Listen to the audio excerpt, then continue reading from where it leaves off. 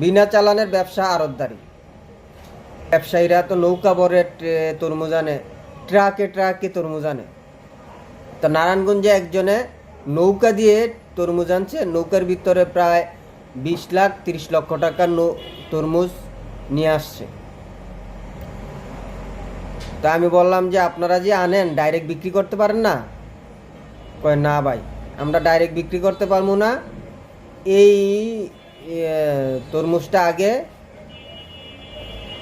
আড়তদারের কাছে দিতে হবে, আড়তদার বিক্রি করবে যারা নাকি খুচরা ব্যবসায়ী ওদের কাছে। তো ওরা বিক্রি করে, ওদের লাভ কি? ওদের লাভ হচ্ছে একটা কমিশন নেয়। কমিশনটা হচ্ছে লাখে 5,000 টাকা কমিশন। একটা বড় নৌকার ভিতরে যদি 30 লক্ষ টাকার মাল হয়, তাহলে আপনি হিসাব করে দেখেন 30 = 5,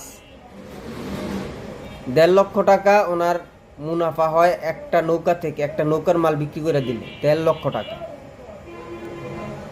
মজার ব্যাপার কি জানেন? খুচরা ব্যবসায়ী যারা আড়তদার কাছ থেকে মালটা নেয়,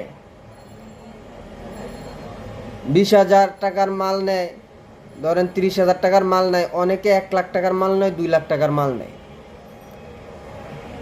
খুচরা ব্যবসায়ীর কাছ থেকে ওরা আবার রিপ্লে লাখে 10,000 টাকা করে নেয়। যেমন আপনি 1 লাখ টাকার মাল কিনলেন, আপনার খরচ গিয়া পড়ব 1,10,000।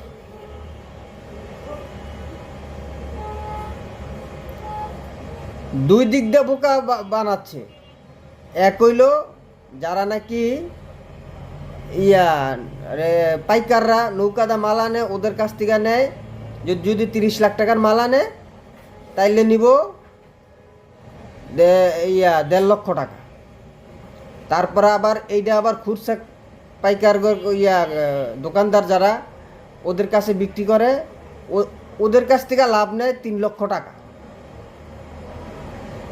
এবারে যে হিসাব করে দেখেন, একটা নৌকায় আড়তদারের লাভ 4.5 লক্ষ টাকা। এটা নারায়ণগঞ্জের হিসাব। আর বাদামতলি হয় এর ডাবল। যারা কমিশনে ব্যবসা করে, ভোক্তা অধিকার তো গিয়া কখনো দেখে নাই যে এটার গোমর কি। এত বড় গোমর, 30 লক্ষ টাকার মালে নারায়ণগঞ্জে ওনারা প্রফিট করে 4.5 লক্ষ।